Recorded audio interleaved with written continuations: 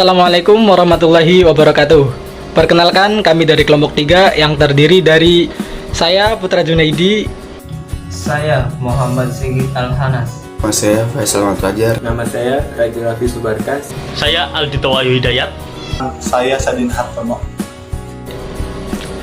Akan mempresentasikan potensi pasar yang ada di media sosial dengan menggunakan bisnis model Canvas. Sebelum kami lanjut dalam pembahasan materi, terlebih dahulu kami akan menjelaskan apa itu bisnis model Canvas. Bisnis model Canvas atau BMC adalah strategi manajemen yang disusun untuk menjabarkan ide dan konsep sebuah bisnis ke dalam bentuk visual.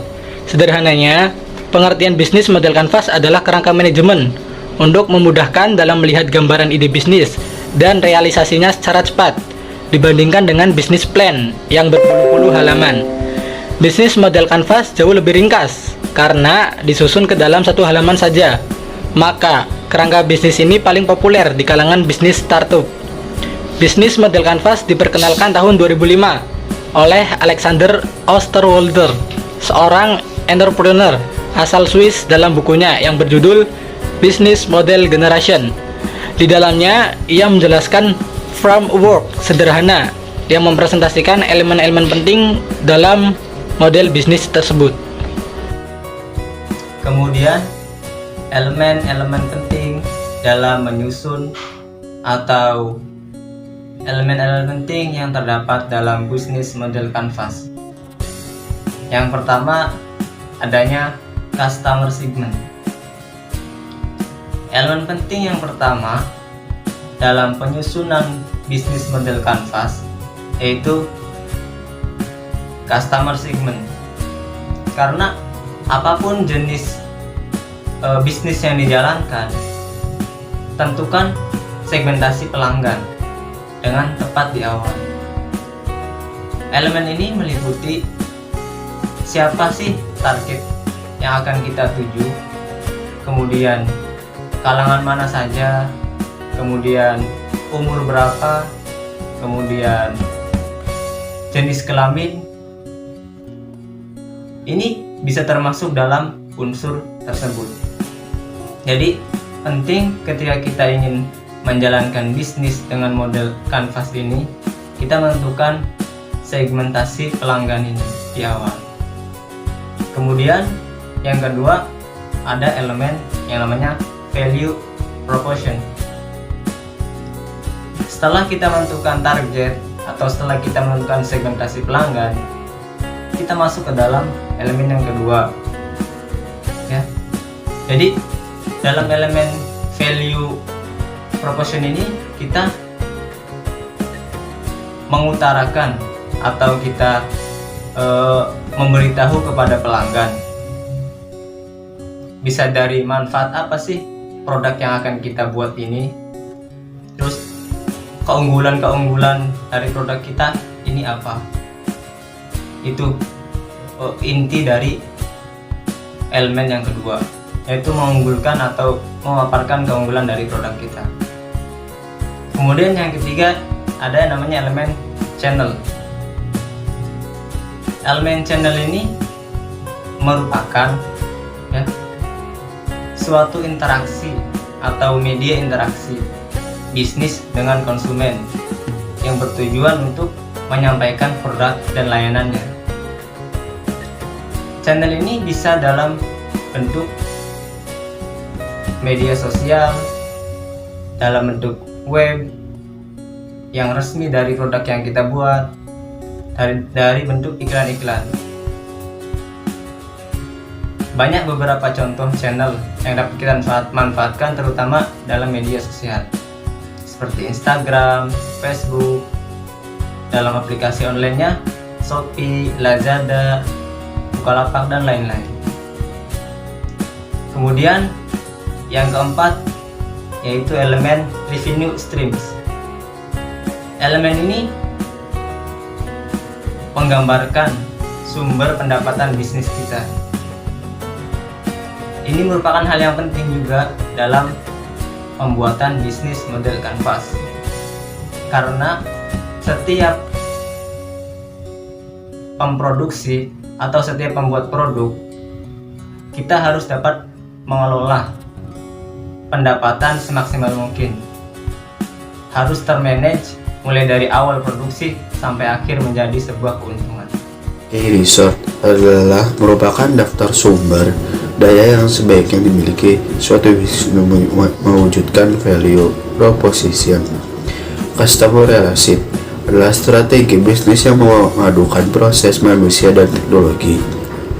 Key activities adalah elemen dalam business model Canvas yang menjelaskan semua aktivitas yang berhubungan dengan bisnis. Paid partnership adalah elemen dalam bisnis model Canvas yang berisi daftar sumber dijual perusahaan yang kamu butuhkan untuk mencapai key activities dan menyampaikan value ke pelanggan. Cost structure adalah rincian biaya-biaya yang dikeluarkan oleh perusahaan untuk menjalankan key activity atau aktivitas kunci dan menghasilkan value proposition. Dan di sini kita akan menerapkan bisnis model Canvas pada produk skincare MS Glow. Adapun poin pertama adalah customer segment atau segmentasi konsumen. Poin pertama adalah target pelanggan remaja yang berumur 18 tahun ke atas. Target pasar tersebut berasal dari berbagai kalangan, diantaranya pelajar SMA, mahasiswa, atau pegawai kantoran dan masyarakat umum, terutama kalangan para perempuan. Dan poin kedua adalah value proposition atau proporsional nilai. Adapun keunggulan produk ini yang pertama adalah mudah dapat di mana saja karena sudah banyak distributor. Yang kedua, harganya sangat terjangkau. Adapun manfaat dari produk ini adalah mencerahkan kulit, membuat kulit menjadi halus, melembutkan kulit, dan mengecilkan pori-pori wajah, serta mencegah kulit menjadi kusam. Channels, jalur pemasaran. Endorse adalah istilah populer dalam pemasaran di media sosial. Contohnya, berkolaborasi dengan artis-artis nama dan selebgram terkenal. Marketplace, apa itu marketplace? Platform di mana penjual berkumpul dan bisa menjual barang atau jasa ke pelanggan. Contohnya, aplikasi Shopee, Bukalapak, Lazada, Tokopedia, dan lain-lain. Website resmi Mrs. Glow adalah aplikasi media sosial seperti Instagram, Facebook. Customer relationship, hubungan atau relasi. Rekomendasi antar konsumen, potongan harga di setiap bulannya, mengadakan giveaway seperti event untuk pelanggan membership dapat mendapatkan potongan harga. Revenue streams, sumber pendapatan atau pertama, modal awal, pribadi, sistem bagi hasil, kerjasama, dan penjual dari Mrs. Glow. Struktur yang selanjutnya yaitu sumber data utama yang berisikan yang pertama, supplier produk sudah berlisensi dari BPOM agar barang yang kita jual sudah legal, aman, dan terdaftar oleh negara. Yang kedua, lokasi ketersediaan produk terjangkau. Yang dimaksud terjangkau itu kita dapat melakukan restock dengan mudah. Konsumen juga mendapatkannya dengan jarak yang mudah juga. Struktur yang selanjutnya, aktivitas utama. Aktivitas utama yang kita lakukan, yang pertama, memberikan pelayanan yang ramah, tepat, cepat, dan memuaskan agar pelanggan nyaman kepada kita. Dengan kita ramah, kita tepat dalam melakukan penjualan, dan cepat dalam menanggapi respon-respon. Yang selanjutnya, mempertahankan kualitas produk agar pelanggan puas dan bisa bersaing dengan kompetitor lain. Struktur selanjutnya, mitra kunci atau key partner. Di dalam key partner ini ada menyewa brand ambassador agar barang kita bisa diiklankan oleh brand ambassador tersebut yang memiliki banyak viewer, banyak follower, atau banyak subscriber untuk di YouTube mungkin. Selanjutnya, mengikuti event-event sebagai sponsor. Sebagai sponsor kita dapat dipromosikan oleh event tersebut, walaupun event itu besar, event kecil, atau event-event apapun. Yang terakhir, struktur biaya.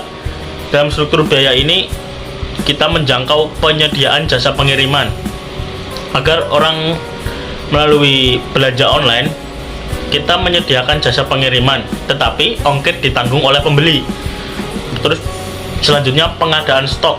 Kita melakukan restock dengan supplier terpercaya dari kita. Yang selanjutnya, penyiapan anggaran dan promosi.